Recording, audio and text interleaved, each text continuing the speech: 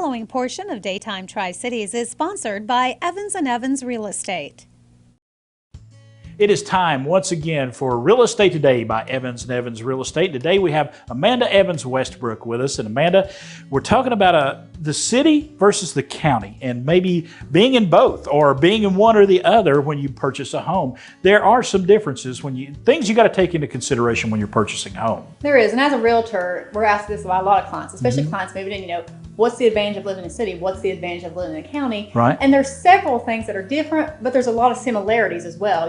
One thing I always tell my clients, especially if you're looking at schools, no matter whether you go city or you go county, you're going to have good schools from kindergarten all the way up to high school for your kids, no matter which direction you go. Is that the biggest question you get, or is it more along the lines of taxes, versus city? Because most of the time, if you live in a city, you're going to have to pay county taxes. Whereas if you live strictly just in the county, you're just paying county taxes.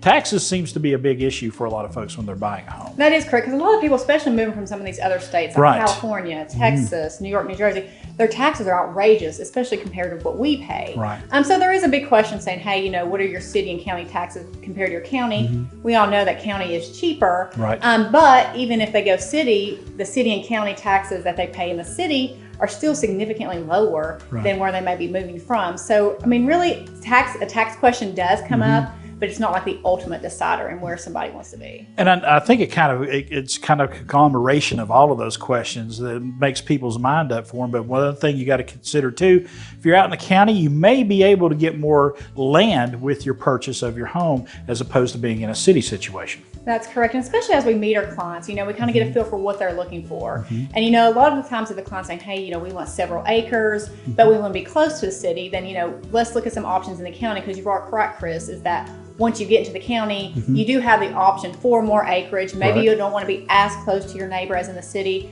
So we definitely start going county way. Now, the city offers a lot of amenities, maybe the county doesn't. For instance, in Johnson City, you have recycling, you have city sewer. So there's a lot of things that we try to get our clients to kind of, okay, what are you looking for? Do you have preferences? And then kind of help them figure out the best areas that will fit them. And it also, y'all cover so many areas. There's different counties, different cities that y'all deal with. So you got to kind of take some time and do your research before you decide county, city, or both. You got to have a good realtor, and you just got to ask some questions. We do, and plus the clients are right now, they're so educated, and we also tell them, do your research too. Figure out what areas you like or what amenities that you want to be close to, and then we just kind of help them navigate through the process, because ultimately this is their maybe forever home or first time home, so we want to make sure they're as happy as can be with it. Absolutely. Amanda, we appreciate you. We're going to come back here in just a few moments. We're going to show you this beautiful home that we're in here in the gray area of Washington County, Tennessee. It is all part of Real Estate Today by Evans & Evans Real Estate. The preceding portion of Daytime Tri-Cities was sponsored by Evans & Evans Real Estate.